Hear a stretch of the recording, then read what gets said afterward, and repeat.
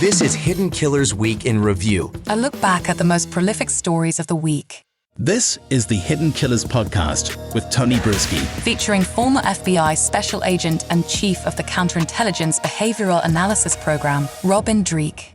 Kevin Franke, the ex or estranged husband of Ruby Franke, speaking out about what went on in their relationship together while they were together, while they were separated, and Jody Hildebrandt's involvement in their relationship. Joining me to discuss, Unveiled-WEEK, retired FBI special agent.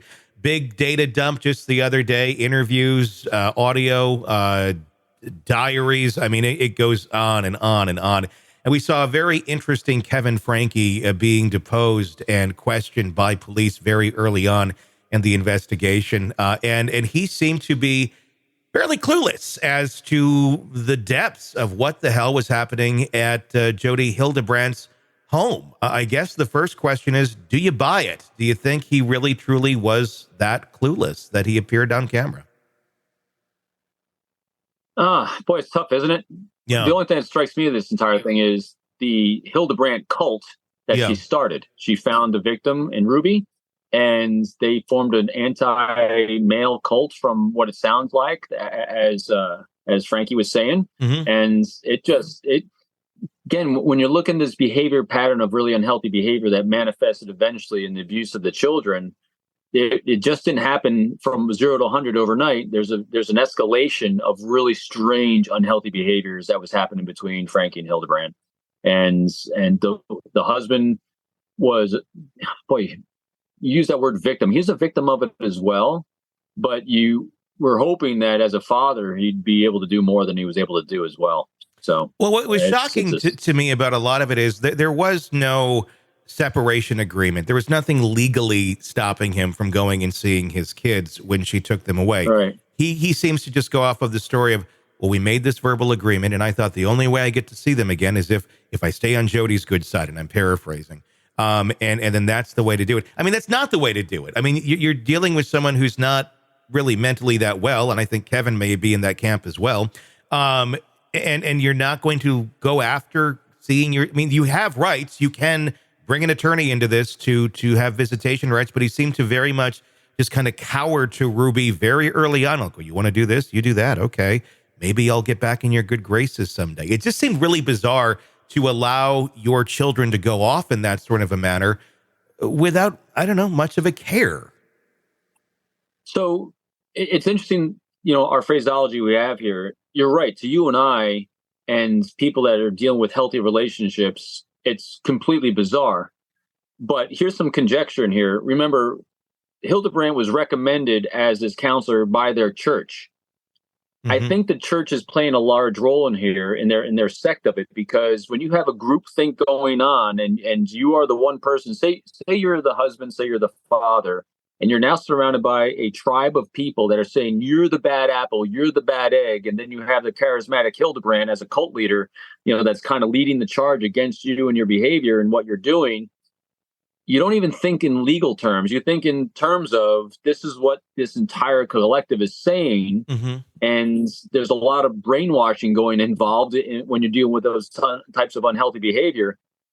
I don't know if he was even potentially cognating that he actually had legal action, because he's so thinking that I don't have any action because this is what the group is saying I can and can't do. So I think it might have just been and we've seen this before. I mean, groupthink is a very, very powerful influence of our behavior.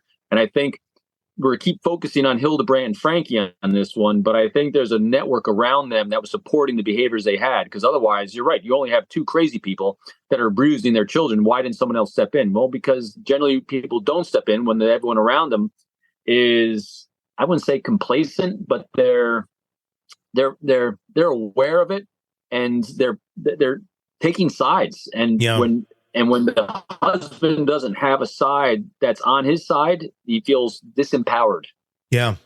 I mean, it's like not seeing the forest through the trees. I mean, it's all right there in front of him, but he's just, he's so stuck over here. Like, well, this is my only option. This is, So it is, you see that in abusive behaviors, abusive relationships and such. It just happened in that sort of dynamic. What did you make of, this is what kind of puts everything into question for me of anything he's saying. He literally said, I can't explain some of the stuff that happened while we were there. We're talking paranormal stuff here. We're talking like ghostly stuff. And he's claiming this as fact, of plates flying off of the shelves and smashing against the wall at full speed, hearing crashing sounds from the basement while they were upstairs. I mean, it sounds crazy. I mean, it really does. We're getting into ghostly territory here on a very serious case of child abuse. And I'm sorry, it's like there's rooms for that, but I don't know that this is one of them. Why go there with that? Or does he really believe that these sort of things were happening? I mean, or were they happening? He believed it enough not to take action. Yeah. I mean, so whether by rationalizing his inaction today or by his fear of that action of what he thought he saw then, regardless, it kept him from taking action that was in his children's best interest. And what's all this say? Was a lot of unhealthy crazy going on there. Yeah, I mean, I guess if you're thinking that is happening legitimately, there's a lot of things you can rationalize in this. Fear is one of the greatest motivators of human beings. You know, when you fear for your safety, you fear the actions you're going to take because you fear reciprocity for those actions. You're not then thinking that if I just take like you said, the forest through the trees, if I just take one step outside this forest, just one step here, the fog clears and I have clarity and I can do X, Y, and Z. Mm-hmm. But he became so engrossed, whether by design of Hildebrandt or because he legitimately is a little nutso himself, my vernacular, but it keeps you from taking those actions that are in the best interest of the children. Yeah. And then he certainly did not. And in the end was shocked when the children were not allowed to go back with him. Just a bizarre case all around, with a lot of undertones, scarily, of almost Daybell and Vallow. If you listen to some of those phone calls between Kevin and Ruby and other individuals who have been unidentified in some of those phone calls, you have an extreme belief system that goes kind of back to the zombies, where they were the Daybell, where Lori Vallow Daybell was talking about the kids being zombies. You were a step away from them. God knows what else was going to happen, but they were saying and thinking the kids are possessed or evil spirits, and then we got to get them out through these horrible, horrible means. And they were well into the process of doing it.